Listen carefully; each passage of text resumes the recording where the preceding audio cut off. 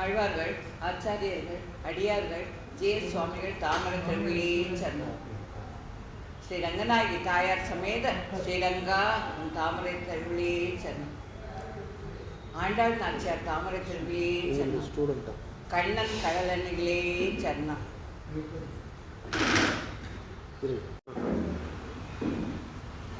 இன்னைக்கு 18வது பாசுரத்தை அனுபவிக்கலாம்.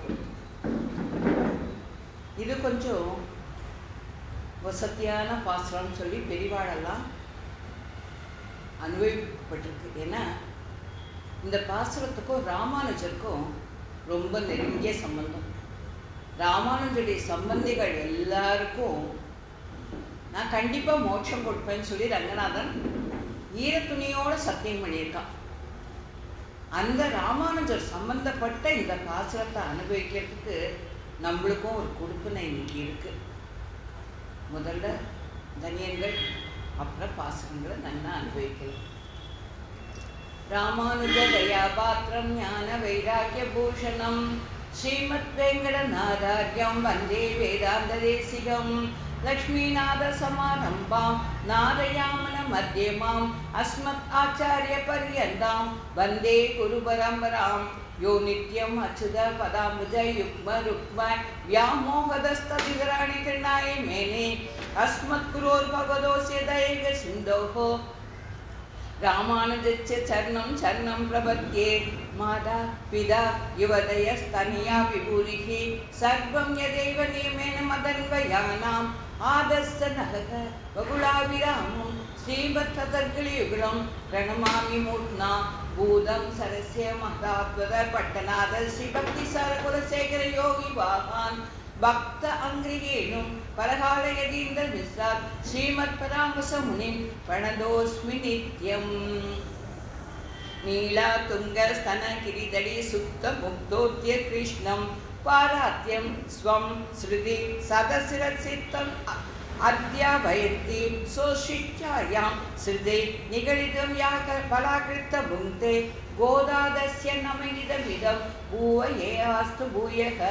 அன்னம் வயல் ஆண்டாள் அரங்கற்கு பன்னும் திருப்பாவை பல்பதியம் இன்னிசையதால் பாடி கொடுத்தாள் நல்ல பாமாலை சூடி கொடுத்தாளை சொல்லு சூடி கொடுத்த சுடர் கொடியே தொல்பாவை பாடி அருளவல்ல பல்வளையாய் நாடினி வேங்கடவர்க்கென்ற விதிய மாற்றம் நாம் கடவா வண்ணமே நல்கு. சர்வம் கிருஷ்ணார்ப்பணமஸ்து.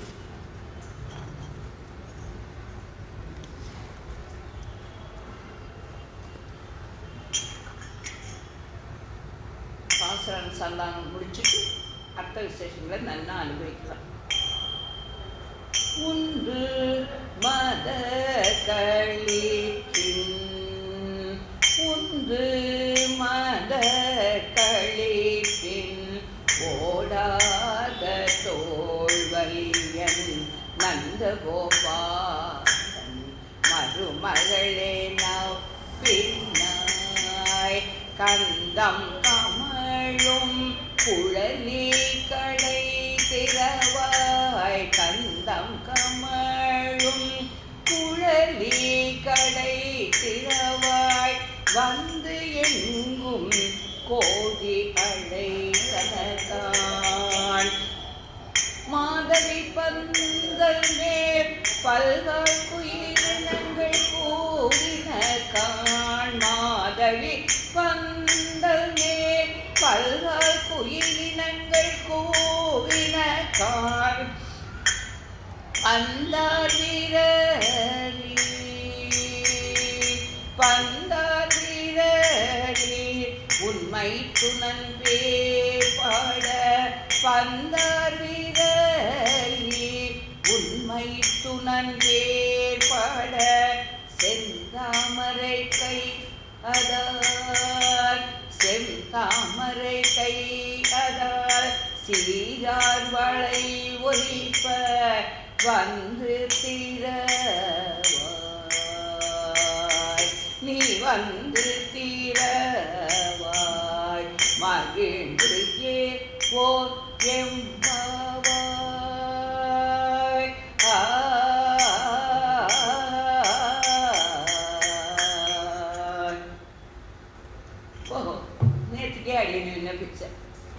போன பாசுரத்தில் முதல்ல பலராமன் மறந்து போயிட்டா.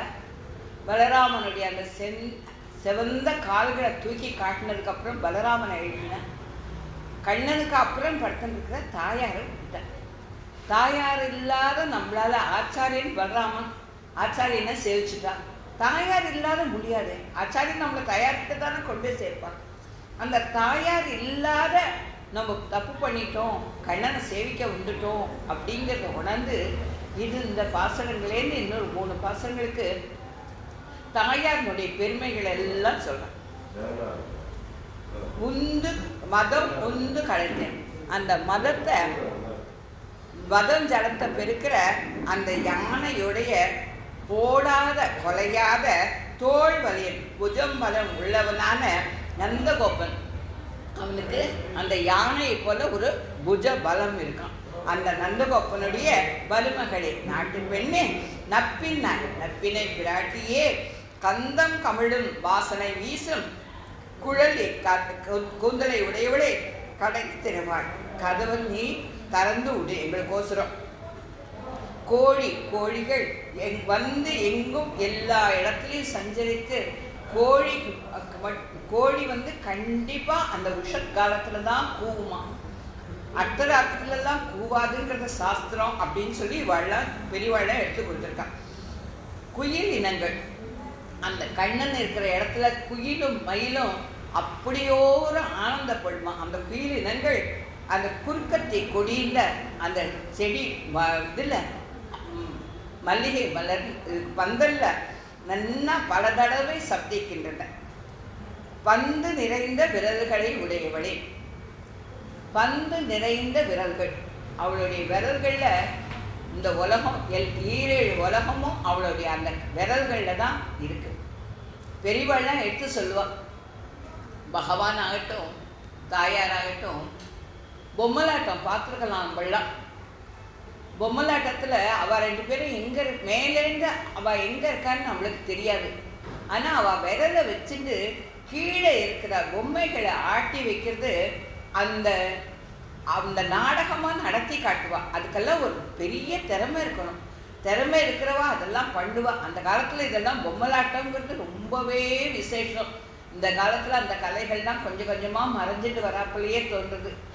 அந்த பொம்மலாட்டத்தில் எப்படி அந்த மேலே இருக்கிறவா அவள் தன்னுடைய இதை காட்டவே மாட்டா. அந்த விரல்கள் மூலியமாக எப்படியெல்லாம் அவள்லாம் அந்த பொம்மையை ஆட்டி வைக்கிறாளோ அந்த மாதிரி தான் இந்த இடத்துல எடுத்து காட்டுவாள்.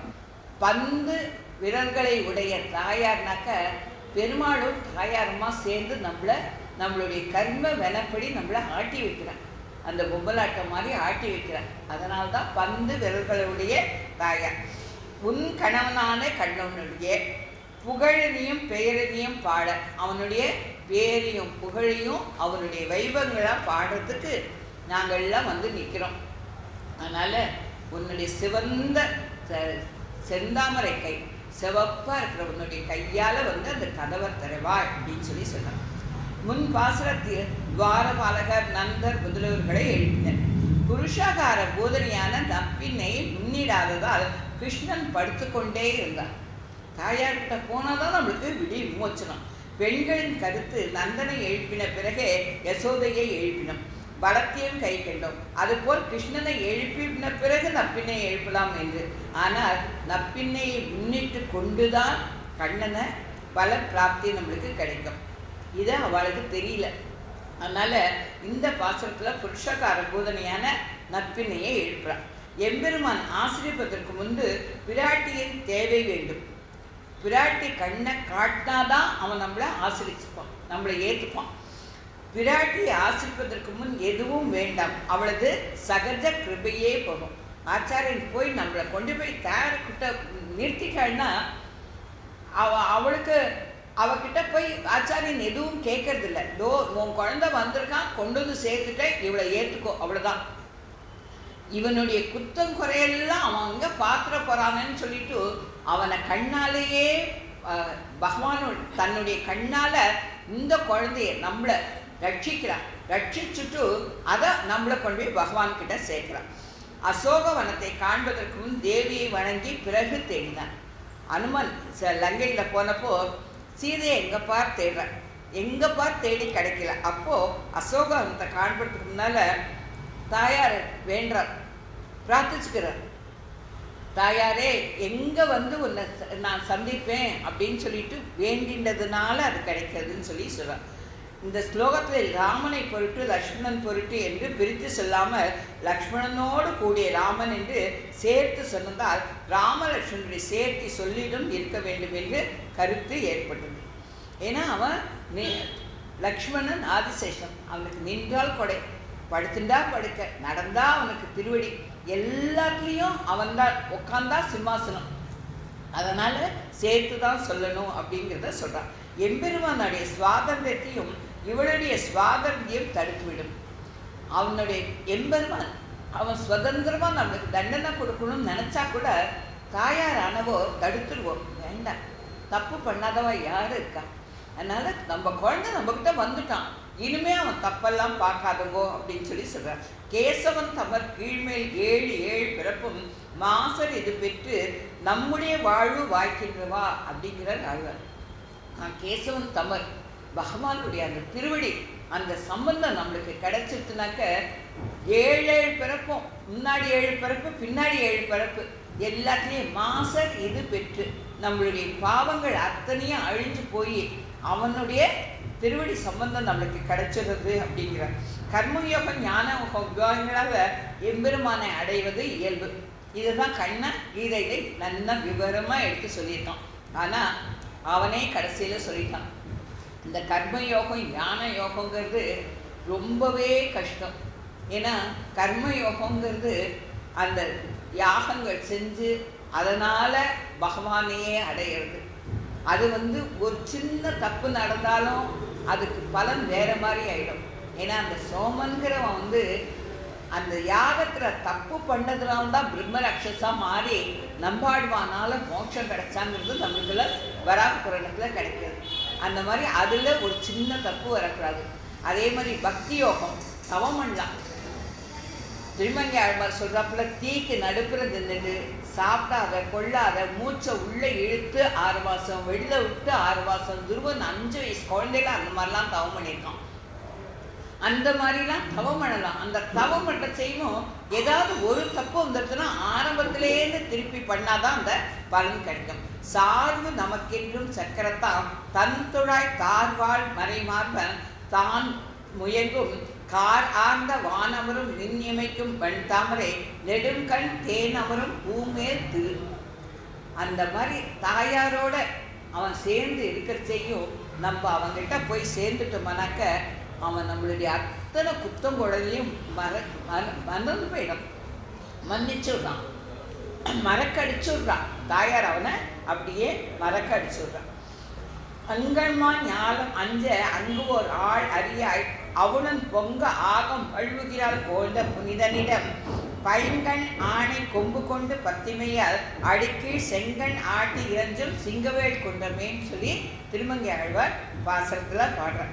அந்த சங்கங்கள் எம்பெருமானோட பக்தியால் யானைகளை கொண்டு அந்த யானைகளுடைய தந்தத்தை எம்பெருமானுக்கு சமர்ப்பித்து ஆராதிக்கின்றன அப்படிங்கிறது சொல்லப்படுகிறது. வலிமிக்க சீரான ராமானுசன் அவரோடு ஒப்பான் பரவாதி மற்ற கஜங்கள் மேல் கொண்ட சீற்றத்தோடு இருக்க செய்தேயும் பகவத் பக்தி குறைவற்று இருப்பார் அப்படின்னு சொல்லி சுவாபதேசம் சொல்கிறது. அதான் சிங்கங்களுக்கும் யானையை கண்டதும் சீற்றம், ஹிரண்யனை கண்ட நிருசிம்மத்துக்கு சீற்றம் மாறாதது போல இவைகளுக்கு இருந்ததாம் என்று ஒரே தொடர். பாஷ்யக்காரரையே ராமானுஜரையே மற்ற கஜமாவும் சொல்லுவது. ஆரண நான் வழி செவ்வை ஓர் வாரணமாய் என்றார் சுவாமி தேசிகர் ராமானுஜர். அந்த மாதிரி ராமானுஜருக்கே ஏற்பட்ட வசத்தியான பாசுரம். தாயார ஆச்சாரியனை முன்னிட்டுன்றாங்க நம்மளால் தாயாரை சேவிக்க முடியும். அதனால் இந்த பாசுரத்தை ராமானுஜருக்குன்னு அர்ப்பணிச்சிட்டார். அந்த ராமானுஜர் சம்பந்திகள் எல்லாம் நம்பும். அவருடைய சம்பந்தம் நம்மளுக்கு இருக்கிறதுனால நம்மளுக்கு கண்டிப்பாக தாயாருடைய கடாட்சம் கிடச்சி பகவான்கிட்ட நம்மளுக்கு சேர்த்தி கிடச்சிரும் அப்படின்னு சொல்லி சொல்கிறார். ஓடாத தோல்வலியன் ஓடுதல் கெடுதல் பரிபவம் அடைந்து பின்காட்டி அந்த காலத்துல தான் யுத்த காலம் நிறைய இருக்கும். அந்த யுத்தத்தில் புறமுதுகு காட்டி, அதாவது நம்ம தோற்று போயிடுவோம்னு பயந்துட்டு எங்கேயாவது ஓடி போய் ஒழிஞ்சுப்பாளாம் ராஜாக்கள்லாம். அதுக்கு பேர் புறமுதுகு காட்டுறதுன்னு சொல்லுது. அந்த மாதிரி போய் புறமுதுகு காட்டிட்டு போய் ஒழிஞ்சுக்காத நேருக்கு நேர் நின்று சண்டை போட்டு தன்னுடைய உயிரை இழக்கணும்னாலும் இழந்துக்கணும் தவிர புறமுதுகு காட்டக்கூடாதுன்னு சொல்லி பெரியவாளுடைய இது. அதுதான் இந்த இடத்துல ஓடாத தோல்வலியன், அப்பேற்பட்ட புறமுதுகு காட்டாத தோல்வலியன். இதுக்கு என்னன்னா க்ஷாத்திரம் கர்ம ஸ்வாபாஜம் என்று கீதையில் சொன்ன சத்திரியர்களுக்கு வரக்கூடிய அந்த ஒரு சுபாவத்தை இந்த இடத்துல எடுத்து சொல்றான். பல சௌகரியங்கள் இருந்தும் பிறந்தகத்தில் வாழ்வதை விரும்புவதில்லை ஸ்திரீகள். அந்த மாதிரி நம்ம பிறந்தா எவ்வளோ வசதியாக இருந்தாலும் புக்கம் எவ்வளோ கஷ்டமாக இருந்தாலும் நம்ம எப்படி அந்த நம்மளுடைய கணவன், நம்ம மாமியாரை, மாமனார், நம்மளுடைய மச்சினர், அந்த மாதிரி அந்த மனசை அப்படியே நம்ம மாற்றி எடுத்துக்கிறோமோ அந்த மாதிரியாக இந்த இடத்துலையும் நம்ம மனசை சுத்தமாக மாற்றிக்கணும்னு சொல்லி எடுத்து சொல்கிறேன். வாசம் நறுந்துழாய் குழல் ஆய்ச்சியர், அதாவது ஆயர்பாடி பெண்கள் வாசனை திரவங்களை தலையில் பூசிக்கொண்டு அதன் மூலமாக தங்களை தெரியப்படுத்துவர். அந்த கந்தம் கமழும் குழலி, அந்த மாதிரி வாசனையோடு இருக்கிற குழலை உடைய நற்பினை பிராட்டி. இவளுடைய கேசத்திலிருந்தே கந்தம் விழுகிறது. இவளுக்கு வாசனை திரவங்கள்லாம் எதுவும் சேர்த்துக்கணுங்கிற ஒரு அவசியமே கிடையாது. அப்படி இருந்துமே இவளுக்கு கந்தம் வரக்கூடாது, ஏன்னா அவள் தாயார். இவள் கேசத்திலிருந்தே உண்டானது. தூபம் கமழும் என்று முன்பு சொன்னார், இங்கு கந்தம் கமழும் என்று சொல்கிறார்கள் ஆழ்வார்கள். வாசம் செய் பூங்குழலால் திரு ஆணை தின்கா ஆணை கண்டாய்.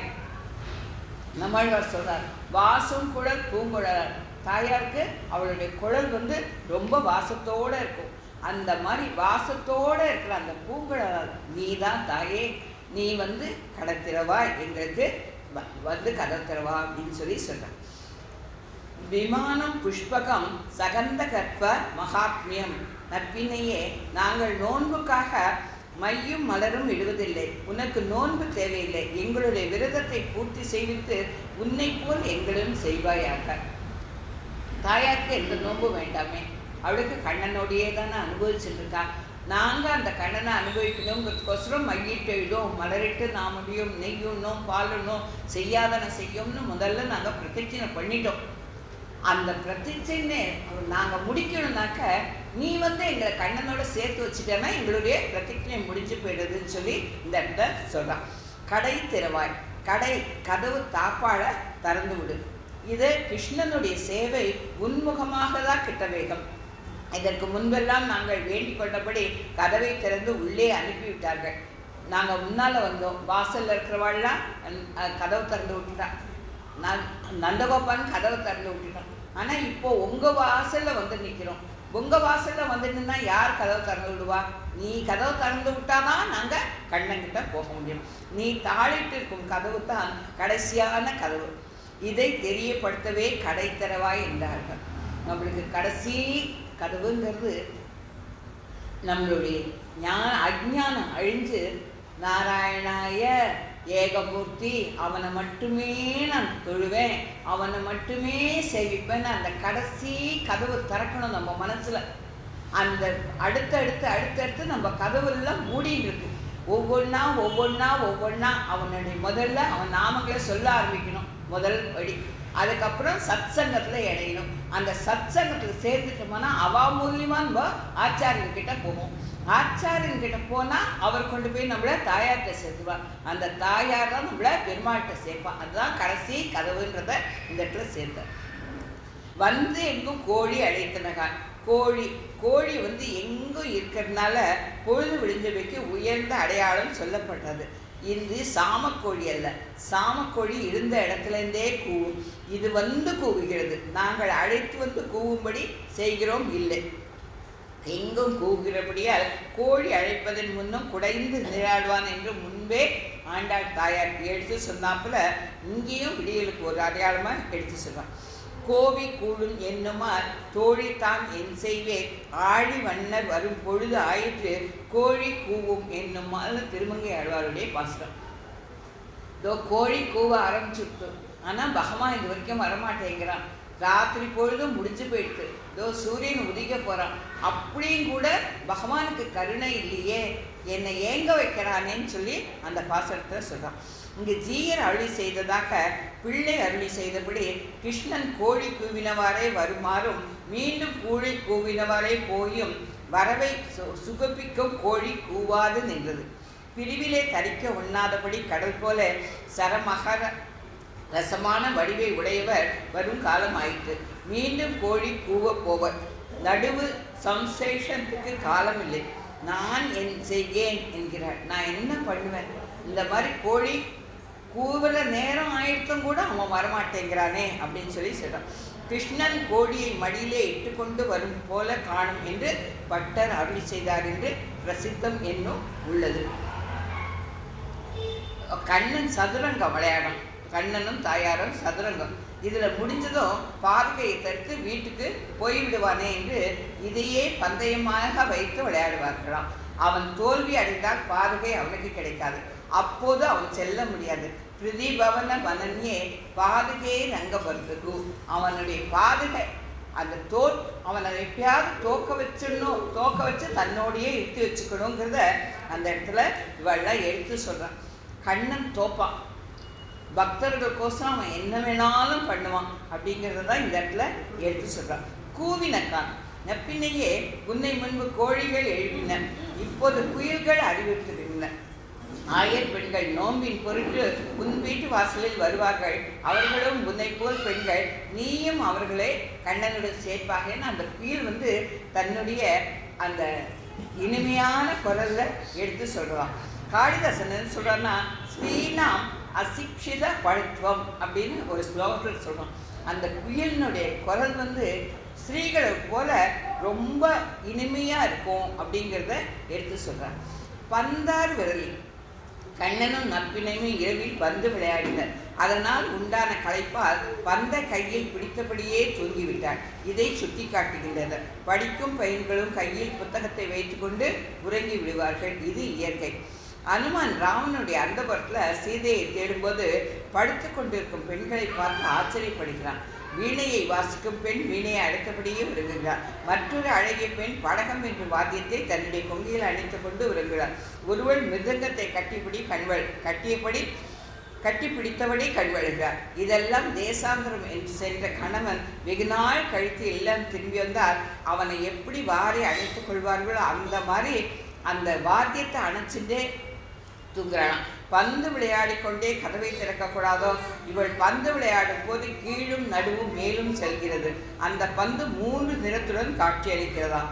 இவள் கை சிவந்து உள்ளதால் அந்த கையால் அடிப்பட்டதும் ரத்னவர்ணமான புலப்படுகிறது.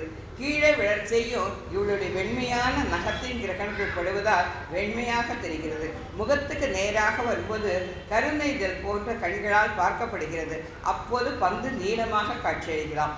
ஏகோபித்ரய இவ பாதி கந்து கோயம் அப்படின்னு சொல்லி அந்த பந்து விளையாடுறதுக்கு ஒரு உதாரணங்களை இந்த இடத்துல சொல்கிறான். ஆண்டாளும் கற்பூரம் நாருமோ என்ற பதகத்தில் சங்கனிடத்தில் பொறாமை கொள்கிறார். 16ஆம் ஆயிரவர் தேவிமார் காத்திருப்ப, எல்லாரும் நாங்கள்லாம் காத்துருக்கோம், ஆனால் நீ மட்டும்தானே அவனுடைய அந்த வாய் அமிர்தத்தை பருகிற அப்படின்னு சொல்லி சொல்கிறான். இந்த இடத்துல பெரியோர்களின் சுவையான ஸ்ரீசுக்தியை அனுபவிக்கலாம். அவனை ஒரு கையாலையும் பந்த ஒரு கையாலையும் அணைத்து கொண்டு படுத்துருக்கான். இவளுக்கு ஓஹோ உபகரணம், பந்து லீலோ உபகரணம். ஒரு கையில் நாரமாஸ்து, ஒரு கையில் நாராயணாஸ்து, ஒரு கையில் விபூதி அஸ்து, ஒரு கையில் விபூதி மாயாஸ்து. அடியே முன்னாடியே அதான் சொன்னேன். இந்த விபூதிகளெல்லாம் அவளுடைய கையில் இருக்குது. அவள் 2 பேர் கையிலையுமே இருக்குது. நம்ம எல்லாருடைய கர்ம வினைகளை அவள் பார்க்குறான். நம்ம எப்படி அவாக்கிட்ட சரணாகதி பண்ணிக்கிறோம், எப்படி அவாக்கிட்ட நம்ம நடந்துக்கிறோம், அவளை விட்டு நம்ம விலகி போனால் அவளுடைய ஆட்டங்கள் ஜாஸ்தியாகவே இருக்கும். அவாக்கிட்ட நம்ம நெருங்க நெருங்க நெருங்க அவளுடைய ஆட்டங்கள், அந்த பொம்மையினுடைய ஆட்டங்கள் குறைஞ்சே இருக்கும். இந்த பந்துங்கிறது லீலா விபூதி, கிருஷ்ணன்கிறது நித்திய விபூதி. அதை தான் இந்த இடத்துல எடுத்து சொல்கிறார். பட்டரும் ஸ்ரீரங்கன் அதனை காட்டிலும் பிராட்டி தான் மேலானவள் உயர்ந்தவள் என்று பேசுகிறார். இதை தான் ஒரு இதுவாக சொல்லுவார். ரங்கநாதனுக்கு இந்த பகல் பத்தில் கடைசி நாள் 9ஆம் நாள் மோகினி அவதாரம் நாச்சியார் திருக்கோலம் அதை ஏற்படுத்தி கொடுப்பானாம். அந்த நாச்சியார் திருக்கோலத்தில் பகவான் நன்னா இது பண்ண உடனே பட்டரை கூப்பிட்டு, ஏன்னா பட்டர்கிட்டலாம் ரொம்ப சகஜமாக, ஏன்னா தாயார் ரங்கனுடைய ஆசீர்வாதத்தினால பிறந்தவா பட்டரும் வசுதேவரும். அந்த இதில் அந்த பட்டரையும் இந்த 2 குழந்தைகளையும் அவளுடைய திருமணத்தூளுக்கு முன்னாடியே தூளி கட்டி அந்த இடத்துல தான் அவளே தான் வளர்த்தா. ஆண்டாளுக்கோ கூரத்தாழ்வானுக்கோ அந்த இதெல்லாம் கிடைக்கல. தாயாரோ பெருமாளும் அவளை ஸ்வீகரிச்சுக்கிட்டா. அதனால் அந்த பட்டர்கிட்ட மட்டும் ரொம்பவே பெரிய ஜாஸ்தியாக நல்லதுக்கு நன்னாவே பேசுவாங்க. 2 பேரும் நல்ல எதிர்வாதங்கள்லாம் பண்ணுவாளாம். அப்படி இருக்கிற செய்யும் ஒரு நாள் அந்த மோகினி அவதாரத்தில் எப்போவுமே பட்டர் வந்து ஆனால் தாயாரை தான் கொஞ்சம் ஒஸ்தியாக பேசுவார். அப்போது ரங்கன் கேட்குறேன்னா, என்ன எப்போ பாரு தாயார் தாயார் தாயார்னு வைங்களே, இப்போ பாருங்க உங்கள் தாயாரை விட நான் எவ்வளோ ஒஸ்தியாக இருக்கேன் பாருங்க அப்படின்னு சொல்லிட்டு அங்கே கேட்டானா. ரொம்ப அழகாக எல்லாமே பொருந்திருக்கு. ஆமாம், நீங்கள் தாயார் மாதிரியே தான் இருக்குங்க. என்ன மாதிரியே அப்படின்னு ஒரு வார்த்தையை எதுக்கு போடுற அப்படின்னு கேட்டப்போ, எத்தனை தான் நீங்கள் அலங்காரம் பண்ணிட்டாலும் உங்கள் கண்ணு ஒன்று சூரியன் ஒன்று சந்திரன், அந்த கோபத்தை தாவத்தை மறைக்க முடியாது. ஆனால் எங்கள் தாயார் கண்ணில் 2 கண்ணிலையுமே கருணை, அந்த கண்ணுடைய பாவத்தை உங்களால் கொண்டு வர முடியலையே. அதனால் தாயார் மாதிரின்னு தான் சொல்ல முடியுமே தவிர நீங்கள் தாயார் ஆயிட்டணும்னு சொல்ல முடியாதுன்னு சொல்லி பட்டர் சொன்னாராம். ரங்கனுக்கு சிலிர்த்து போச்சா, இப்படி கூட தாயார் மேலே பக்தியுள்ள ஒரு குழந்தை இருக்குமான்னு சொல்லி சிலிர்த்து போயிட்டாராம். அந்த மாதிரி செந்தாமரை கையார் நப்பினையின் திருக்கை சிவந்த தாமரை புஷ்பம் போன்ற ரத்ன வரையத்தை உடையது. கண்ணனும் ஆசைப்படும் கை அது. அவ கொடுத்து கொடுத்து எல்லாருக்கும் அள்ளி கொடுத்து கொடுத்து கொடுத்து சிவந்த கைன்னே சொல்லுவாள். செந்தாமரை கைன்னா மகாலட்சுமியுடைய கடாட்சம் அத்தனை பேருக்கும் அள்ளி கொடுக்குறவளாச்சே, அதனால் அது செந்தாமரை கை அப்படின்னு சொல்லி சொல்லலாம். கண்ணன் ஆன போது ஆயர்பாடியில் இல்லங்களில் தவழ்ந்து சென்றதால் கைக்கு சிவப்பு உண்டாயிற்று. ஆயர் பிள்ளையுடன் மாடு மேய்க்க சென்ற போது கோவை காயை பிடித்ததால் இங்கனும் உண்டாயிற்றார். பார்த்த சாரதையாக இருந்து குதிரையின் கடிவாளத்தை பிடித்ததால் இவ்வாறு சிவப்பு உண்டாயிட்டார். கண்ணனுக்கும் சிவந்த செந்தாமரை கைதான். அவனுக்கு என்ன காரணம்? எதனால எல்லாராத்துக்கும் தவிழ்ந்து போனானே, அதனால கை செவந்து போயிட்டான். இல்லை, அவன் எல்லாரோடையும் மாடு மேய்க்க போனானே, இப்போ இந்த கோவக்காய் அதெல்லாம் பிடிச்சதுனால கை செவந்து போயிட்டான். இல்லை, பார்த்த சாரதியா கோல் எடுத்துட்டு அந்த கொல்லா மாக்கோல் அப்படிங்கிறார் ஆழ்வார். கொல்லா மாக்கோல் வெறும் அந்த சாட்டை, அந்த குதிரை, அந்த தேர், இதை வச்ச அத்தனை மாயாஜாலங்களையும் பண்ணி ஜெயிக்க வச்சான். அவங்ககிட்ட வேற எந்த இதுவுமே கிடையாது. பீஷ்மர் கோசரம் அந்த சக்கராயத்தை எடுத்துட்டு போனானே தவிர அவன் அந்த சக்கராயத்தை அவன் உபயோகப்படுத்தவும் இல்லை. அதை தான் இந்த இடத்துல எடுத்து சொல்கிறான். அதுலேயும் ஒரு சுவையான ஒரு விஷயம் ஒன்று சொல்லுவான். அந்த பாரத போரில் அர்ஜுனன் மேலே பீஷ்மர் நிறைய முதல் நாள் துரியோதனன் போய் பீஷ்மர்கிட்ட, நீங்கள் பிதாமகர், நீங்கள் தாத்தா, எல்லாம் தெரிஞ்சவர், உங்களுக்கு எல்லாமே இருக்குது, ஆனாலும் நீங்கள் வந்து அவளை ஒத்திரியுமே கொல்ல மாட்டேங்கிறங்கோ, நம்ம பக்கத்தில் அவள் இவ்வளோ பேரை அழிச்சிட்டாளேன்னு சொல்லி கோபமாக பேசுகிறான். சரி, மறுநாள் எப்படியாவது நான் வந்து கண்ணனை என் துரியோதனன்கிட்ட சத்தியம் பண்ணி கொடுத்துருக்கார், நான் வந்து சக்கர ஆயுதங்களை எடுக்க மாட்டேன்னு கண்ணன் சத்தியம் பண்ணியிருக்கான். அப்பேற்பட்ட கண்ணனை நான் சத்தியம் மாற வைக்கிறேன், ஆயுதத்தை எடுக்க வைக்கிறேன்னு சொல்லி பீஷ்மர் சபதம் பண்ணாராம். தன்னுடைய சத்தியம் போனாலும் பரவாயில்ல, தன்னுடைய பக்தனுடைய வாக்கு பொய்க்கக்கூடாதுங்கிறதுக்கோசரம் அர்ஜுனன் மேலே விடுற அத்தனை அம்பியும் கண்ணன் தாங்கிக்கிறான். அப்புறம் அப்படியும் மீறில அவனுடைய காண்டிபம் கீழே விழுந்துடுது, அவனுடைய முடியில் இருக்கிற அந்த கிரீடம் கீழே விழுந்துடுது. அடுத்த அஸ்திரம் அவர் போட்டார்னாக்க அர்ஜுனன் மாண்டி போயிடுவான். அந்த ஸ்டேஜ் வந்துடுது. அந்த ஸ்டேஜ் வந்தப்போ இவன் என்ன பண்ணுறாராம், கண்ணன் தேரை விட்டு இறங்கிட்டான். தேரில் இருக்கிற சக்கரத்தையே எடுத்து சக்கராயுதமாக எடுத்துகிட்டு போகிறானா. போனாக்க ஒரு சத்தியத்தை மீறணும் அப்படின்னாக்க துண்டை போட்டு தாண்டதுன்னு சொல்லுவான். அந்த காலத்துலலாம் துண்டை போட்டு தாண்ட சொல்லுவான். அவன் இறங்கின வேகத்தில் அந்த தேர் சக்கரத்தை எடுத்த வேகத்தில் அவனுடைய உத்திரையை கீழே விழுந்துருப்பான். அந்த உத்திரியத்தை தாண்டி போகிறானா. அர்ஜுனன் கண்ணா கண்ணா கண்ணான்னு கத்துறானா. ஏன்னா அந்த உத்திரியத்தை தாண்டக்கூடாது. அதை தாண்டி போகிறானேன்னு சொல்லி சொல்கிறான். அப்போ கண்ணன் சொல்கிறான். அப்போ பீஷ்மர் சேவிக்கிறான், கண்ணா உன்னை ஆயுதம் எடுக்க வைக்கணுங்கிறதுக்கோசம் தான் நான் இவ்வளவும் பண்ணேன் அப்படின்னு சொன்னப்போ அப்போ சொல்கிறான், என்னுடைய பக்தனுடைய வாக்கு மெய்யாகணும்னாக்க நான் எத்தனை வேணாலும் நான் அடிப்படுவேன், எத்தனை கீழே இறங்கி வேணாலும் போவேன் அப்படிங்கிறத எடுத்து சொன்னான்னா கண்ணன் அந்த இடத்துல. அதுக்கப்புறம் பீஷ்மரை தான் இவாள்லாம் அழிச்சாலே தவிர, அதாவது அம்பு படுக்கையில் படுக்க வச்சாலே தவிர, இது அத்தனையும் அவர் அம்பு படுக்கையில் இருக்கிறதையும் அத்தனையும் எடுத்து சொல்கிறார் தர்மபுத்திரருக்கு தான். அப்பேற்பட்ட கண்ணன், அப்பேற்பட்ட சுலபன் சொல்லி கண்ணனுடைய பெருமைகளை சொல்லிச்சே இது எல்லாத்தையும் பிதாமகர் சொல்கிறதா மகாபாரதத்தில் வருது. அதை தான் இந்த இடத்துல அந்த கண்ணனுடைய அந்த மாக்கோலை எடுத்துட்டே போய் யுத்தத்தை நடத்தினானே அந்த மாதிரி அவன் கை சவுந்து போச்சா அப்படின்னு சொல்கிறார். செந்தாமரை கை உபதேச முத்திரை பாஷைக்காரது. அந்த கையில் இருக்கிறத முத்திரைகளை பற்றி சொல்கிறார். ஞான முத்திரை ஆச்சாரியனது, அபய முத்திரை ரங்கநாதனது, வியாக்கியா முத்திரை ஸ்ரீ தேசிகனது, ஹைகிரீவனுக்கும் வியாக்கியா முத்திரைகள். தேசிகன் நிறைய பாசங்களை சொல்லு. வியாக்கியா முத்திரைக்கை ஹைகிரீவனை பற்றி சொல்லச்சுல வியாக்கியா முத்திரைக்கைன்ற வார்த்தையை அவர் யூஸ் பண்ணுவார். வரதான முத்திரை, வரம் கொடுக்கும் முத்திரை, காட்டு முத்திரை திருவேங்கிட முடியாது.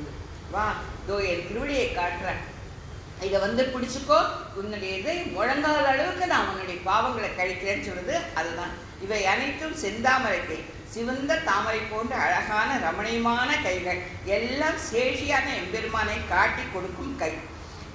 இங்க உபதேச முத்திரையில் கட்டை விரலும் ஆள்காட்டி விரலும் ஒன்று சேரும். இது பிரணவத்துக்கு ஒப்பானது. இந்த கட்டை விரலும் ஆள்காட்டி விரலும் ஒன்று சொந்தா அது பிரணவம். அங்குஷ்டா மாத்திரக புருஷக அப்படிங்கிறத அனுசந்தித்தால் கட்டை விரல் பரமாத்மா, ஆள்காட்டு விரல் ஜீவன். இந்த கட்டை விரலையும் ஆள்காட்டு எப்போவுமே நம்ம ஜபம் பண்ணுற செயலாம் கூட இந்த மாதிரி வச்சுட்டு தான் ஜபம் பண்ணணும்னு சொல்லி பெரியவாழ்லாம் சொல்லுவோம். நம்ம கையை மூடிக்கணும், மூடினாலும் இந்த ஒரு பாவத்தில் தான் அந்த கட்டை வரையிலையும் இந்த ஆள்காட்டி வரையிலையும் சேர்த்து பிடிச்சிட்டு தான் பண்ணணும்னு சொல்லி பெரியவாழ்லாம் சொல்லுவாள். இப்போ டாக்டர்ஸ் எல்லாம் என்ன சொல்கிறாங்கன்னா, இந்த மாதிரி ஒரு நாளைக்கு ஒரு 10 நிமிஷம் பண்ணால் ஹார்ட் அட்டாக் வராதுன்னு சொல்லி இப்போ டாக்டர்ஸ் சொல்கிறான். இந்த முத்திரை அவ்வளோ வசதிங்கிறத இப்போ அவள்லாம் எடுத்து சொல்கிறான். இது அந்த காலத்துலேருந்தே வந்துட்டு பாருங்க. இந்த மாதிரி கட்ட வரல் பரமாத்மா, இந்த ஆள்காட்டி வரல்ங்கிறது ஜீவன். பரமாத்மாவும் ஜீவனும் ஒன்று சேர்ந்துட்டுனா இடையில எதுவுமே வராது, எந்த மாயத்தரையும் வராதுங்கிறத இந்த இடத்துல எடுத்து சொல்கிறான்.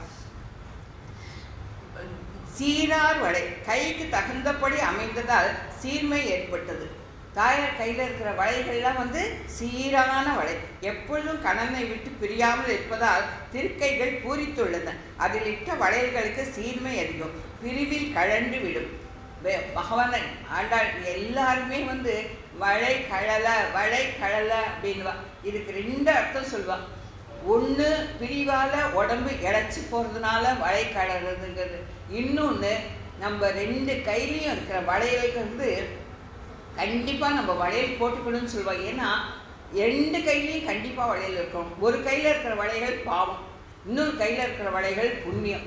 நம்ம அவனை போய் அடையணும்னா நம்ம பாவத்தையும் தொலைக்கணும், புண்ணியத்தையும் தொலைக்கணும்.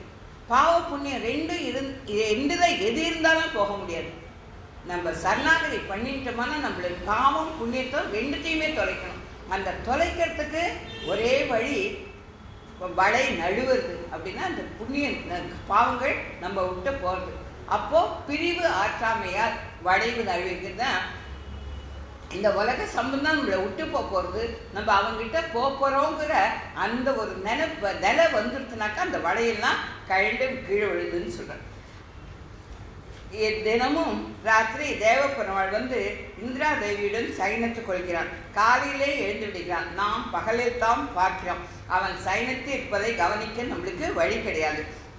ஆழ்வாரும் அத்தி ஊரான் புள்ளை ஊர்வான் அணிமணியின் துத்திசேர் நாகத்தின் மேல் துயில்வான் அப்படின்னு வரதன் ராத்திரியில் நாகனை மேல் உலகுகிறான் என்றான். அவன் இரவில் பிராட்டியுடன் படுத்து கொண்டிருப்பதை நாம் காணாவிட்டாலும் பகலில் நாம் அவனை சேவிக்க செய்ய பிராட்டியினுடைய ஆபரணங்கள் அந்த வளையல்கள்லாம் அவன் கழுத்தில் கையிலெல்லாம் பதிஞ்சிருக்குமா. அதை காட்டுவாளாம். அர்ச்சகர்கள்லாம் அதை நிரூபித்து காட்டியிருக்காளாம். அப்படிதான் பாதுகா சரஸ்வத்திலையும் பாதுகையில் ஏற்படும் வழி ஒலி பல்பல விஷயங்களை நம்மளுக்கு காட்டி கொடுக்கிறது என்றார் தேசிகர். பாதையிலிருந்து ஏற்படும் சப்தம் எம்பெருமானுக்கு ஆனந்தத்தை அளிக்கும் என்றும் சொன்னார். பாதுகை அனைத்து தேவதைகளின் சிரசில் வைக்கப்படுகிறது. பகவான் அனைத்து தேவதைக்கும் மேலானவன். அந்த பாதுகையில் பகவான் திருவடியை வைக்கிறான். அந்த பாதுகா தேவி மேலே அந்த பாதுகையில் ஒரே ஒரு 4 மணி நேரத்தில் அந்த பாதுகையை பற்றி 1008 பாசனங்களை அவர் சரமாரியாக தேசிக்கிற அவ்வளோ உயர்ந்த அர்த்தங்களோட நம்மளுக்கெல்லாம் அனுபவித்து கொடுத்துருக்கான்.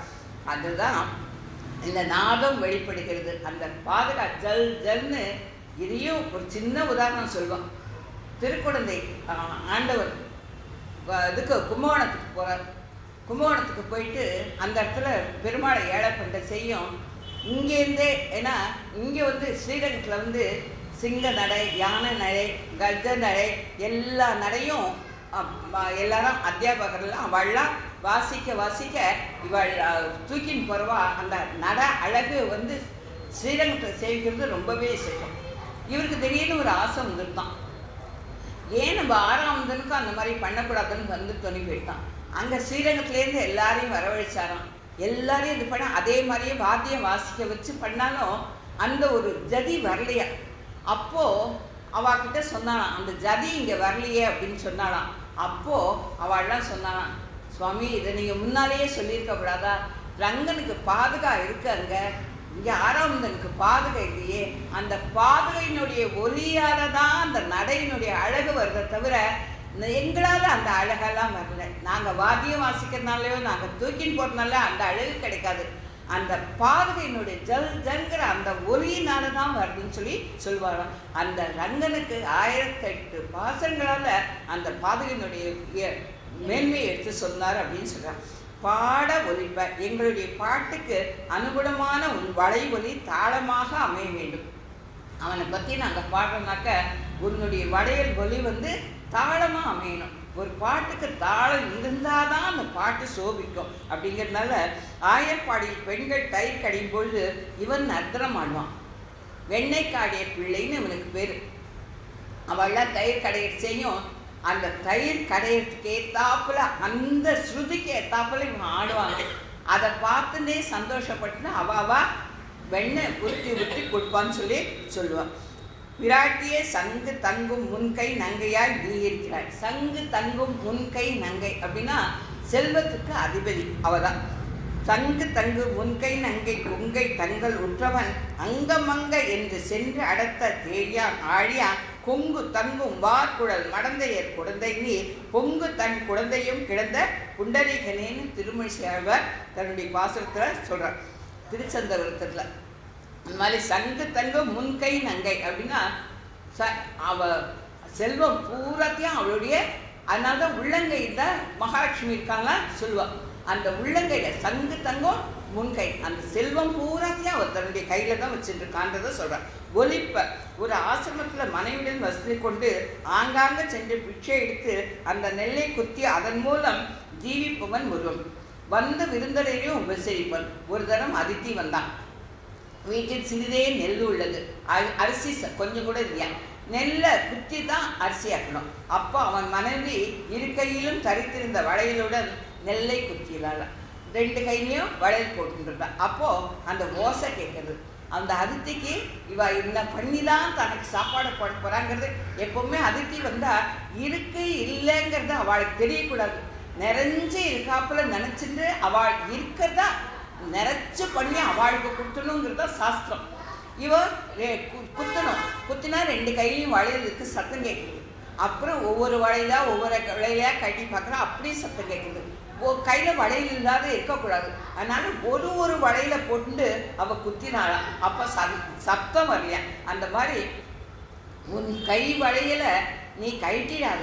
ஏன்னா அந்த எங்களுடைய பாட்டுக்கு தாளம் உன்னுடைய வளையல் தான். அதை போட்டு தருவாள். நீ நடந்து வரும் அழகை நாங்கள் காண விரும்புகிறோம். பின்னால் அதே தான் முன்னால் சொல்ல போகிறான். அந்த அன்று உலகம் அடந்தாய் அடி போச்சின்னு சொல்லிட்டு பின்னால் அவனை பாட போகிறான். இப்போ தாயாரை முன்னிட்டு கொண்டு அந்த உன்னை அந்த மாதிரி பார்க்கணும்.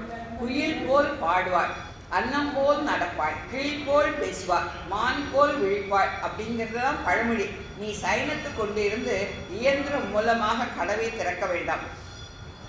நீ வந்து திறந்தால் உன் நடை அழகை காணும் வாய்ப்பை பெற்றோம் ஆவோம். வா போகு வா, இன்னும் வந்து ஒரு தரம். தசரதன் ராமனுடைய அழகா அனுபவிப்பானா அப்படி அனுபவிப்பானா. ராமனும் சலிக்காத தசரதன் என்ன சொன்னாலும் சொல்வானா. ராமா இங்கே வா அப்படின்னு உட்காந்துன்னு கூப்பிடுவானா. ராமன் மெதுவாக நடந்து வருவானா. வந்தோடனே சரிப்பா போ அப்படின்னா கொஞ்சம் தூரம் போவானா. திருப்பி ராமா வா, திருப்பி போ வா போ. அந்த மாதிரி அவனை நட அழகை பார்க்கணுங்கிறதுக்கோசரம் தசரதன் அப்படியெல்லாம் ராமனை அனுபவிப்பான்னு சொல்லி இந்த இடத்துல எடுப்பான். அந்த மாதிரி மகிழ்ந்து சந்தோஷத்தோட அந்த ராமனுடைய நடையை பார்க்கறதுனால தான் தனக்கு சந்தோஷம். தசரதன் இருந்தாப்புல உன்னுடைய நடையை பார்க்கறதுக்கு தான் எங்களுக்கு சந்தோஷம். அதனால் நடந்து மகிழ்ந்து வந்து ஒரு நிமிஷம் கூட பிரிவு உனக்கும் கண்ணனுக்கும் ஒரு நிமிஷம் கூட பிரிவு ஆற்ற முடியாது தான். ஆனால் அந்த கண்ணனை நாங்களும் அனுபவிக்கணும்னா நீ வந்து எங்களை கூட்டின்னு போனால் தானே அனுபவிக்க முடியும். மகிழ்ந்து வா, உனக்கோசரம் நாங்கள் தமர்கள் வந்து நிற்கிறோம். கேசவன் தமர் வந்துட்டாக்க எப்படி எல்லா முனிவர்களும் ஆச்சரியப்பட்டு வரவேற்பாளோ அந்த மாதிரி நாங்களும் அவனுக்குன்னு அடிமைப்பட்டு வந்திருக்கோம் வான்னு சொல்லி சொல்கிறான். இப்போ இதுக்கு உள்பொருளை மட்டும் கொஞ்சம் விவரமாக பார்க்கலாம். புருஷகாரியான பிராட்டியை பிராதானியம் சொல்லப்படுகிறது. இந்த இடத்துல எடுத்த உடனே எப்படி பிராட்டி இல்லாத நம்மளால் போக முடியாதுங்கிறத போன பாசுரத்தில் அவள் தெரிஞ்சுட்டாலோ ஆச்சாரியம் மட்டும் நம்மளுக்கு போராதுங்கிறதுனால தாயார் இருப்பார். ஸ்ரீமன் ராமாயணத்தில் சீதையின் பிரபாவத்தை சொல்ல வந்தது. அதிலும் ஒவ்வொரு காண்டத்திலும் 18வது சர்க்கத்துக்கு முக்கியத்துவம் உண்டு. ஒவ்வொரு ராமாயணத்தில் ஒவ்வொருத்திலையும் அந்த 18வது ஸ்லோகங்கிறதுக்கு ஒரு முக்கியத்துவம். 18 என்கிற எண்ணிக்கைக்கு எப்பொழுதும் ஒரு மேன்மை உண்டு.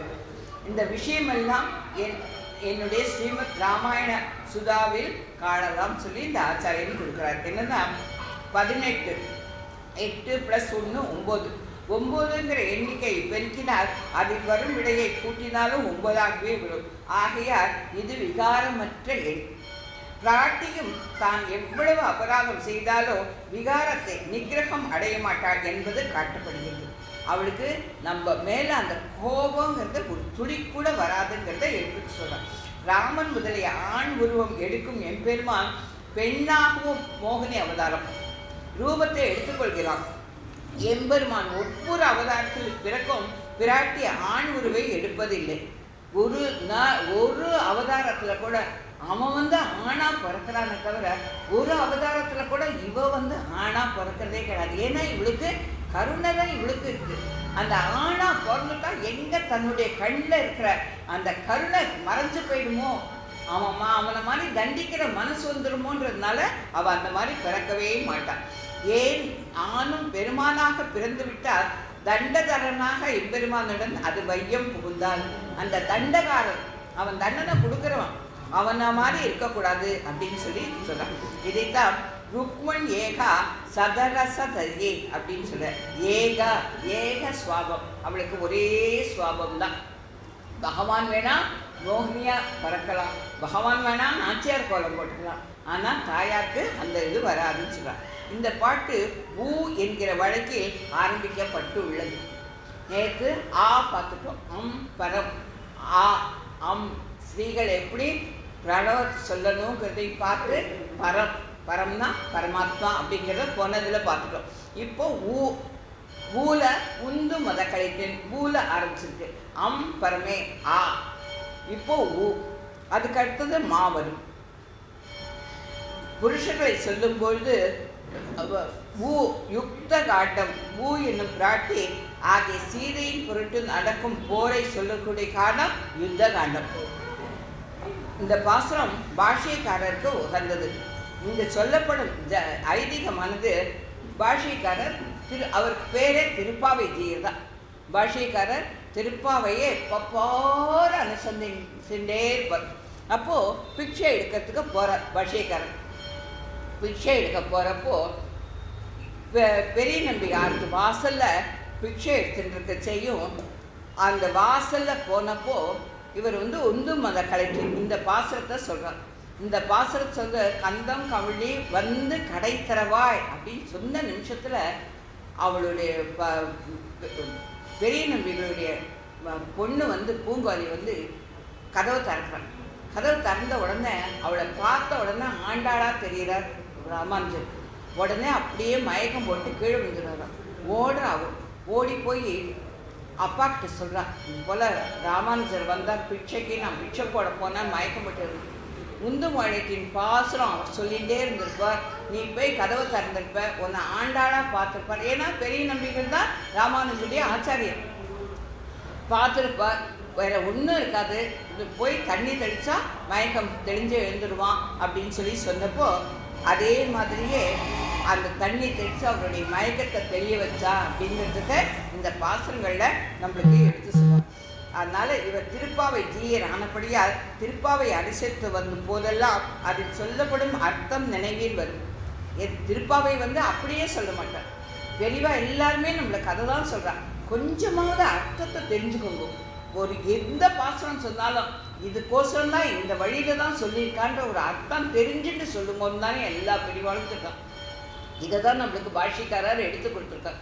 அதில் ஒரு பாசத்தை அவர் சொல்கிறாருன்னா அதனுடைய அர்த்தத்தோடு அவர் அனுபவிச்சதுனால்தான் கந்தம் கமழ்ந்து குழலி வந்து கடை தரைவாய் அப்படின்னு சொன்ன உடனே ஆண்டாள் நப்பினை கந்து கதவு தர சொன்ன போல இதோ இவ கதவை திறந்துட்டாளே அப்படின்னு சொல்லணும். ஆகையால் பெரிய நம்பிகள் பெண்ணை அத்துழாயை நப்பின்னையாக நினைப்பதற்கு வழி ஏற்படும். அந்த கடை தருவான்னு சொன்ன உடனே கதவை திறந்தா இதோ நப்பினை பிராட்டியே கதவை திறந்துட்டாப்புல அப்படியோ ஒரு ஆனந்தப்பட்டு போனார். அந்த மாதிரி அனுபவிக்கணும். அந்த அனுபவம் தான் ஒவ்வொரு வார்த்தைக்கும் எளிய வார்த்தைகள் தான், நடைமுறை வாழ்க்கையில் இருக்கிற வார்த்தைகள் தான். அந்த வார்த்தைகளுக்கு கொஞ்சமாவது நம்மளுக்கு அர்த்தம் தெரியணும். அர்த்தம் தெரிஞ்சு அது எல்லாத்தையும் அனுபவிக்கணும் அப்படின்னு சொல்கிறான். இப்போது லிப்சே லக்ஷ்மண யோகிதக அப்படின்னு சுவாமி தேசிகர் நம்மளுக்கு எடுத்து சொல்கிறார். இப்போது கிருஷ்ணனுக்கும் யானைக்கும் இருக்கிற சம்பந்தத்தை மட்டும் சின்னதாக பார்த்துடலாம். கிருஷ்ணன் வேதங்களால் துதிக்கப்படுவாங்க. சிறியவர்கள் ஆனாலும் தன்னை துடிக்கும்படி செய்வான். யானை என்ன பண்ணும்? கட்டுப்படும், வாகனுக்கு கட்டுப்படும். ஆனால் எல்லாரும் நம்ம போய் அது தும்பிக்கையை நம்ம தலையில் வைக்காதான்னு சொல்லிட்டு நம்ம இது பண்ணுறோம். யானை தான் செய்து தன்னுடைய இடத்தை அடைஞ்சும் தன்னை மணலால் அழுக்காக்கி கொள்ளும். பலிஷ்டன், கிருஷ்ணன் நல்ல பலிஷ்டன், யானையும் பலமுள்ளது. கிருஷ்ணன் பயமற்றவன், யானை பயமற்றது. கிருஷ்ணன் யதுகிரி, வனகிரி, சேஷகிரி என்ற மலைகளில் வசிப்பவன், யானையும் காட்டில் வசிக்கக்கூடியது. கிருஷ்ணன் கொடுக்கிற கை உடையவன், யானை தும்பிக்கை உடையது. கிருஷ்ணன் பக்தி, பிரபத்தி, அஞ்சலி இவைகளுக்கு வசப்படுவோம். யார் பக்தி பண்ணாலும் யார் பிரபத்தி பண்ணாலும் அந்த கையை மத்தகத்தின் இடை கை கூப்பின்னுட்டு 2 கையும் தலைக்கு மேலே கூப்பி அந்த கையை கூப்பி அந்த பெருமாளை அஞ்சலி பண்ணுங்களனாக்க அவன் அப்படி இறக்கப்படுவானோ. அதை தான் இந்த இடத்துல எடுத்து சொல்கிறான். யானை பாகனுடைய கட்டளைக்கு கட்டுப்படக்கூடியது. 8:2 என்னும் பக்தியால் கட்டப்படுபவன் கண்ணன். அந்த 8:2 அந்த துவயத்தினுடைய 2 வரிகள் அக்ஷாசர மந்திரம். இதால் ஜபிக்க ஜபிக்க ஜபிக்க அதால் அந்த கயிறால் கட்டப்படுவது. கம்பத்தில் கயிறால் கட்டப்படுறது யானை. பக்தி பிரபத்தியை தானே மூட்டி தருவான். நீ 1 அடி எடுத்து வை, நான் 100 அடி உன்னை நோக்கி வரேன், தினம் உன்னை தட்டுறேன், இதோ நான் கண்ணை இருக்கேன், உனக்கு இந்த பிறவி போகிறோம், வா என்னை சரணாகதி பண்ணிக்கோன்னு தினம் உனக்கு சொல்கிறேன். அப்படி சொல்லி ஒரு நாளாவது நீ அப்படியே சட்டுன்னு எடுத்துட்டு மாட்டியா அப்படின்றது தான் அந்த பக்தியை அவன் மூட்டி தரான். தன்னை கட்ட பாகனிடம் கைத்த தானே எடுத்து கொடுக்கும் ஞானம். சரணம் பிரஜ என்று கால்களை காட்டுகின்றார். அடி இணையை எமக்கும் காட்டும் வெறுப்பு அப்படின்னு சொல்லி அந்த அவனுடைய திருவடியை நம்மளுக்கு காட்டி கொடுக்குறான். இதோ இருக்கு என் திருவடி, பிடிச்சிக்கோன்னு சொல்லி அவன் காட்டி கொடுக்குறான். உட்கார்ந்து காலை தந்து நம்மை மேலே ஏற்றிக்கும். யானை மேலே ஏறணும்னா அது உட்காந்துக்கும், அது கால் மேலே ஏறி தான் அது மேலே ஏறி உட்காரணும். அந்த மாதிரி தான் அவனும் சரணம் ரஜ அப்படின்னு சொல்லிட்டானா உடனே தன்னை எவ்வளோ இறக்கிக்க முடியுமோ அவ்வளோ இறக்கிக்கிறான். ஆச்சாரிய அனுமதி. நம்ம அவனை நினைக்க ஆரம்பிச்சிட்டோன்னா இவா தான் உனக்கு ஆச்சாரியான்னு இவா கிட்ட போய் சரணாகதி முதல்ல நம்ம எடுத்த உடனே போய் ஆச்சாரிய சமாசனம் பண்ணிக்கணும், பர்மியாசம் பண்ணிக்கணும்னு எந்த பெரியவாளுமே நம்மக்கிட்ட சொல்லலை. தினம் போகும் எவ்வளோக்களோ ஆச்சாரியனை சேவிக்க முடியுமோ சேவிங்க. அந்த ஆச்சாரியன்கிட்ட நீங்கள் சேவிக்க உங்களுக்கு தானே வரும். ஏன்னா நம்ம ஆச்சாரியனை சேவிக்க ஒவ்வொரு தரமும் கேட்பார். சமாசனம் ஆகிட்டா, பரநியாசம் ஆகிட்டா, திருப்பி அவர் கேட்க நம்ம மனசில் அது பதியும். அது பதிஞ்சிட்டுனா அப்போ நம்மளுக்கு அது பண்ணிட்டு தான் ஆகணும். ஆச்சாரியனுக்கு ஏதோ ஒரு காரணம் இல்லாத ஆச்சாரியன் சொல்ல மாட்டாரேன்னு தோறி போயிடும். அதுதான் இந்த இடத்துல ஆச்சாரியன் அனுமதி கொடுக்கலாம். அர்ச்சக பாரதினன், அர்ச்சகர் மூலியமாக பேசக்கூடியவன் கண்ணன். பாகன் பாரதீனமாக அந்த பாகனுக்கே கட்டுப்பட்டது யானை. அபூர்வமாக காட்சி அளித்தல். கண்ணை காட்சி அளிக்கிறான். எத்தனை பேர் கண்ணு முன்னால காட்சி அளிச்சிருக்கான். எனக்கு 2-3 தரம் காட்சி அளிச்சிருக்கான். எனக்கு அப்பெல்லாம் ஞானம் கிடையாது. கண்ணன் தான் அப்படிங்கிறது தெரிஞ்சுக்க முடியாது.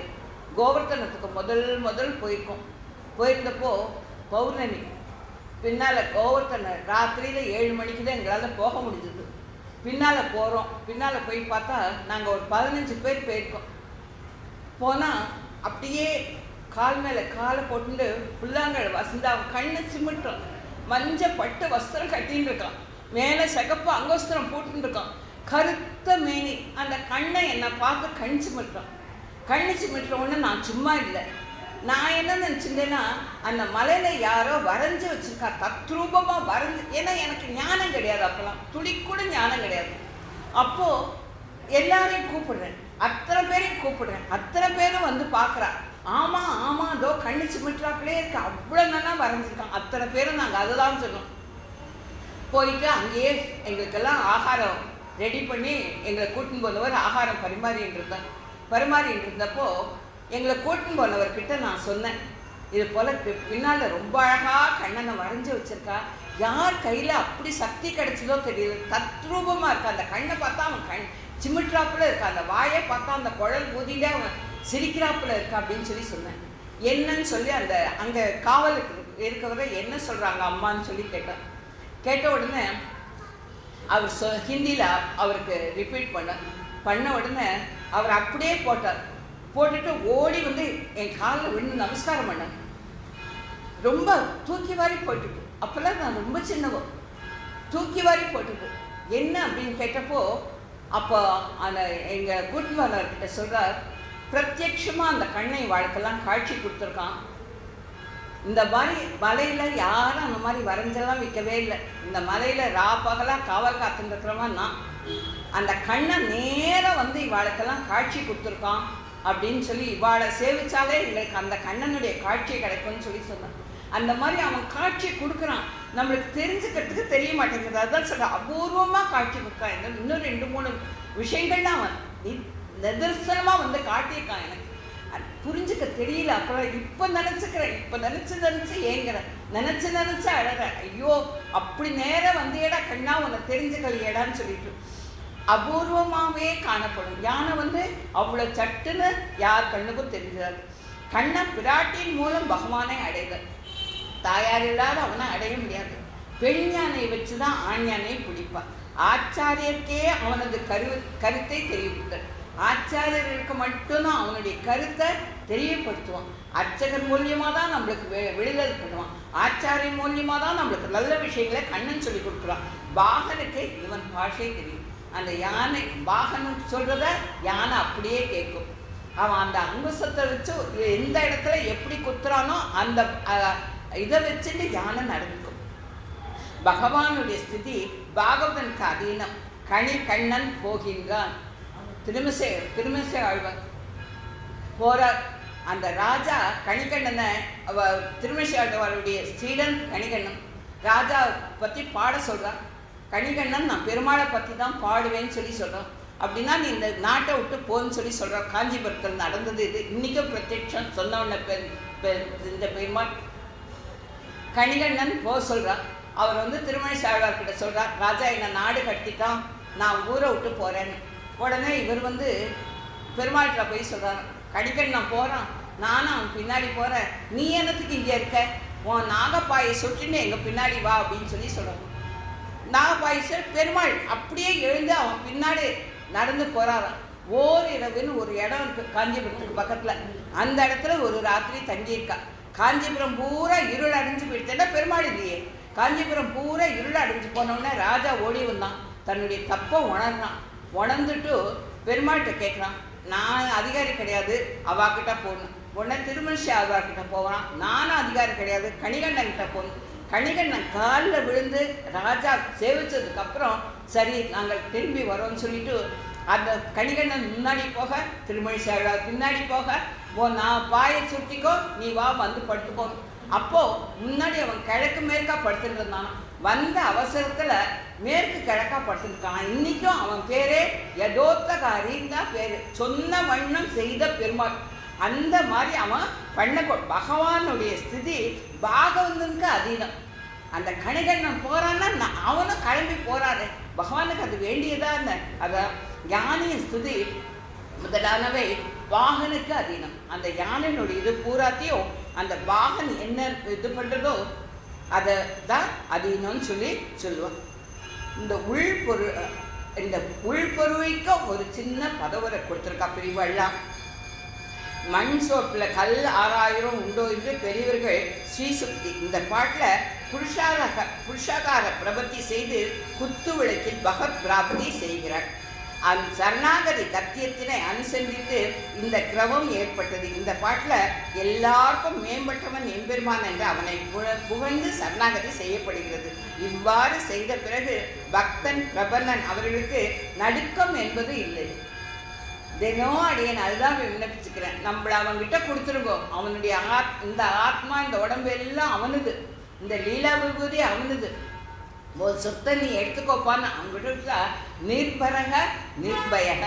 நம்மளுக்கு எந்த பாரமும் கிடையாது, எந்த கவலையும் கிடையாது, நம்மளுக்கு எந்த பயமும் கிடையாதுன்னு சொல்லி பெரியவாள்லாம் எடுத்து சொல்லியிருக்காப்புல. இன்றைக்கு புண்ணியம் பாவம் எது செய்கிறோமோ அதை நடுங்கவே வேண்டாம், ஏன்னா அதை அவன் பார்த்துப்பான்.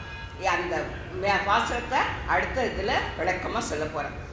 உந்து மத உபய விபூதியம் பெற்று கழித்தன், அதனால் பிறரை மதிக்காத யானை போன்றவனும் ஓடாத வீணாகாத சங்கல்பமாகிய வலியன் பலத்தை பெற்றவனும் நந்தகோபாலானால் பகவானை மருமகளே தழுவுகின்ற மகாலட்சுமியே ஜேஷ்ட மகரிஷியே கந்தம் கமிழு மனத்தால் பிரசித்த குழலி கேசத்தை உடைய கேசவனை அடைய தடையான பாவத்தை நீக்கி கடை அஸ்துதே தயைவ சர்வம் சம்பத்தியதே என்று சொல்லுவாயாக.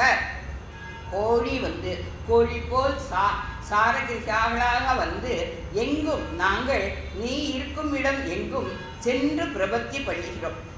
மாதவி பந்தல் மேல் ஸ்ரீயபதியை கூறும் வேதாந்த சாகைகளே இருந்து கொண்டு வால்மீகி சுகன் முதலியவர்கள் உன் பெருமைகளே கூறுகின்றனர். பந்து போன்ற எங்களை லீலோபகரணமாக்கி, ஆரம்பத்திலேயே அதுதான் பந்து போல நம்மளை லீலோ உபகரணமாக்கி அவளுடைய விளையாட்டு உபகரணமாக்கி விளையாடுகின்ற உன் கணவனிடம் எங்களை போகோ உபகரணமாக்குவதற்கு, அவனை நாங்கள் கைங்கரியம் பண்ணி அனுபவிக்கிறதுக்கு செந்தாமரை அணிந்துள்ள கையால் வந்து ஒலிப்ப ஆபரணங்கள் மூலம் நாதத்தை உண்டு பண்ணி வந்து தருவார்.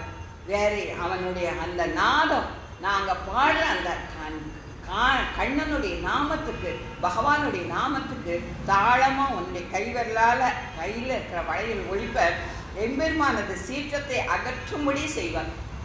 அவன்கிட்ட இருக்கிற அந்த சீற்றம் அகண்டால்தான், ஏன்னா நம்ம மேலே மேலே மேலே மேலே அவனை புரிஞ்சுக்க மாட்டேங்கிறோம். அவன் நம்மளுக்கு வசப்பட்டவன், அவன் சுலபங்கிறத நம்ம புரிஞ்சுக்கவே மாட்டேங்கிறோம். அவன் எங்கேயோ இருக்கான், பரமபத்தில் இருக்கான். நம்மளுக்கு என்ன வந்தது, இந்த வாழ்க்கையில் இன்னைக்கு டே டு டே லைஃப் எப்படி எப்படிலாம் அனுபவிக்கலாமோ இதை அனுபவிச்சுன்னு போவோம். இது போரும் தான் இருக்குமே தவிர ஒரு நாளைக்கு ஒரு 5 நிமிஷமாக தனியாக உட்காந்து அவன் நாமங்களை சொல்ல சொல்ல சொல்ல நம்ம மனசு கல்லும் மண்ணுமா இருக்கிறத ஒரு பதமாகுமே, நல்ல விளைநிலமாக மாறுமேங்கிறத நம்ம தெரிஞ்சுக்க மாட்டேங்கிறோம். அதனால் அவனுக்கு கோபம் வருதுங்கிறத இந்த இடத்துல ஆண்டாள் நாச்சியார் நம்மளுக்கு எடுத்து சொல்கிறான். எவ்வளவோ கருத்துக்களை அந்த எளிமையான வார்த்தைகளை சொல்கிறான். மேலே மேலே மேலே நம்ம அனுபவிக்கணும். எல்லாத்தையும் மனசில் ஒரு நாளைக்கு கொஞ்சத்தையாவது மனசில் போட்டுக்கணும். அந்த மனசில் போடுறத அசை போடணும். ஒரு பசு மாதிரி இருக்கணும். வேக வேகமாக எல்லாத்தையும் கேட்டுட்டுடும். கேட்டுண்டா அதுக்கப்புறம் இதுக்கெல்லாம் இப்படி ஒரு அர்த்தம் இருக்கா, இதெல்லாம் இப்படி வருமா அப்படிங்கிறத மனசை அசைப்படணும். அந்த அசைப்போட ஆரம்பிச்சிருத்துனாக்க அதுக்கப்புறம் நம்மளுக்கு நிர்பரக நிர்பயக, நம்மளுக்கு எந்த பாரமோ கவலையோ இல்லை, எந்த பயமும் நம்மளுக்கு கிடையாது. எல்லாம் அவனுக்குன்னு போயிடுறதுங்கிறத இந்த இடத்துல எடுத்து சொல்கிறான். அடியேன் குற்றம் கொடைகளுக்கு சமைக்க பிரார்த்திக்கிறேன். தொடர்ந்து அனுபவிப்போம். அடியேன் வேயப்புகழ் வில்லிபுத்தூர் ஆடி கூறும் மேன்மேலும் விளவுக விட்டு சித்தன் தூய திருமகளாய் வந்து அரங்கனார்க்கு துடாய் மாலை முடிச்சுடி கொடுத்த மாதே நேயமுடன் ஒரு திருப்பாவை பாட்டு ஆரைந்தும் நீ உதைத்த தையொரு திங்கள் பாமாலே ஆய புகழ் 143 அன்புடனே அடியேனுக்கு அருள் செய் நீங்கே. ஆண்டாள் திருவள்ளியே சர்வம் கிருஷ்ணார்ப்பணமஸ்து. தொடர்ந்து அனுபவிப்போம்.